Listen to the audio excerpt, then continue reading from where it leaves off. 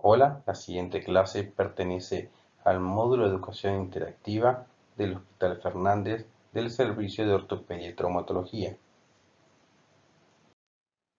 La clase que daremos a continuación es la clase de Hallux valgus, o más conocido como juanete. ¿Qué es el hallux valgus? Es cuando el primer dedo se encuentra en abducción y pronado, o sea, se encuentra en valgo con respecto a la línea media y con el primer metatarsiano en varo, lo cual provoca un bunion a nivel medial, una prominencia que es dolorosa y provoca un ensanchamiento a nivel del antepié. ¿Cuáles son los elementos clínicos que vamos a ver en esta patología? Principalmente la desviación del dedo en valgo, la pronación, esa rotación que a veces se ve en el dedo gordo, el valgo interfalángico, artrosis, subluxación, limitación de la movilidad, eso a nivel radiográfico, la eminencia medial, eso que tanto molesta contra el calzado, y la subluxación de los sesamoides. ¿Cuáles son los factores predisponentes? Principalmente podemos encontrar el metatarso primovaro, el primer dedo más largo, laxitud ligamentaria, antecedentes familiares, quien no ha tenido una madre o una abuela que tiene una desviación del dedo y con el transcurso del tiempo se van dando cuenta que sus propios dedos también empiezan a tomar esa forma. El calzado estrecho y en punta es uno también de los principales factores, por eso es tan frecuente con la moda europea. Esto es debido a que principalmente con la altura del taco hace que el peso se vaya hacia adelante. Entonces el talón, en vez de recibir el 50% del peso, empieza a recibir un 40, un 30%, y ese 10-20% de peso de exceso se va hacia el antepié. Entonces empieza el antepié a recibir un 60-70% del peso corporal, lo cual con el transcurso del tiempo provoca la deformidad del pie. Como sintomatología, principalmente lo que nos encontramos es con el dolor.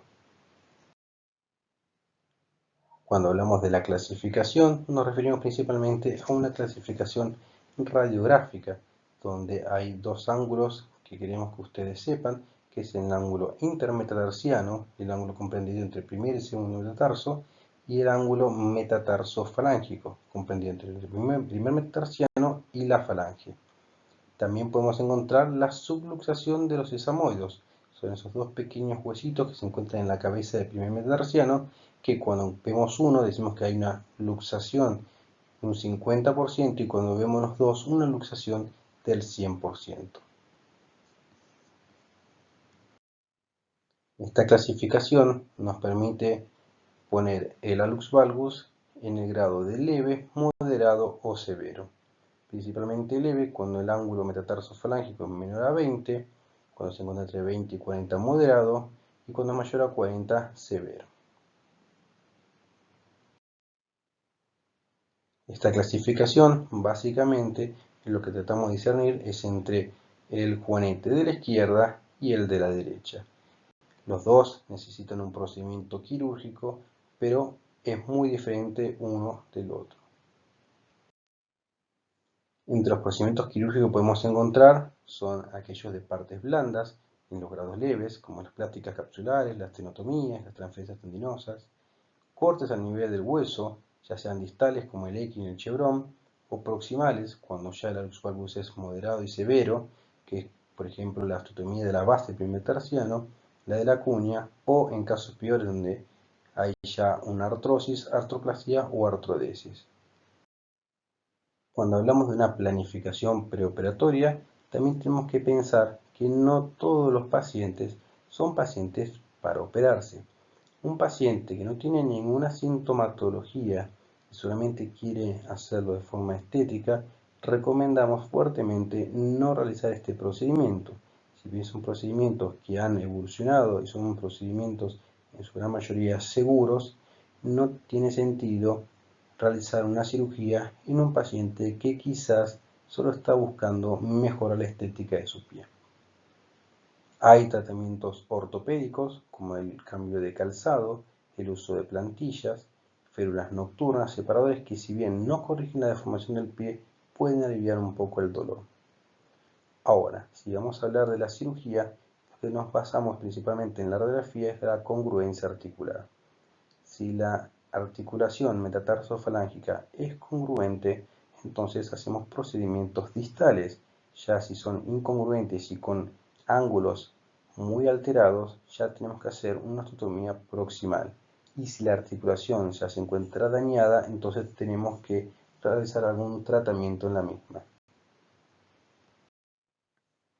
Cuando vemos una congruencia articular, una de las cirugías más conocidas es la cirugía de Ecking y la esostectomía. La esostectomía es el retiro de ese sobrehueso que tenemos en el antepié. Aquí podemos ver cómo se hace la resección proximal en cuña a nivel de la falange que nos permite alinear el pie. Entonces se encuentra el dedo más recto. Se puede observar también cómo le hicieron en la resección del bunion mediante la esostectomía más la tenotomía del aductor del hallux. Las cirugías de partes blandas, tenemos cirugías como la cirugía de McBride, que tratan de realizar un retensado capsular, principalmente para alinear los sesamoides, o la cirugía de Silver, que lo que trata de hacer es un retensado capsular después de la esostectomía para poder alinear el pie. Una de las cirugías más conocidas y más realizadas es la cirugía de Chevron, donde básicamente lo que se hace es una esostectomía más un corte a nivel distal en forma de B corta, donde nos llevamos todo el fragmento distal hacia medial. De esta forma alineamos el eje del dedo y lo mantenemos fijo con una osteosíntesis, ya sea una clavija o un tornillo. Aquí se puede ver cómo se realizó la esostectomía y la estabilización de la osteotomía mediante un tornillo. Acá vamos con un tornillo conocido como tornillo Herbert. Bueno, aquí otra vez vemos la clasificación de leve, moderado o severo según los ángulos metatarsofalángicos e intermetatarsianos y las cirugías que son recomendadas. Aquí vemos que ante los grados severos hacemos una osteotomía proximal, ya sea en domo o en cuña, para poder reducir el ángulo. Aquí se puede ver cómo se hizo una esostectomía y una reducción del ángulo intermetatarsiano mediante una osteotomía proximal. Ahora, cuando la articulación ya se encuentra dañada, tenemos que proceder o a fijarlo mediante una artrodesis, ya sea con tornillo o con placa, donde se pierde la movilidad metatarsofalangica, pero con eso se elimina el dolor y la deformidad. El paciente, aún así, puede caminar e incluso hacer actividad deportiva. La artroplastía es otro procedimiento el cual hasta ahora no ha tenido grandes resultados debido a que tiende a la falla por luxación, por alteración de la movilidad y principalmente por el dolor y la recidiva. Muchas gracias. Como siempre recomendamos ampliar el tema viendo la bibliografía otorgada por la universidad.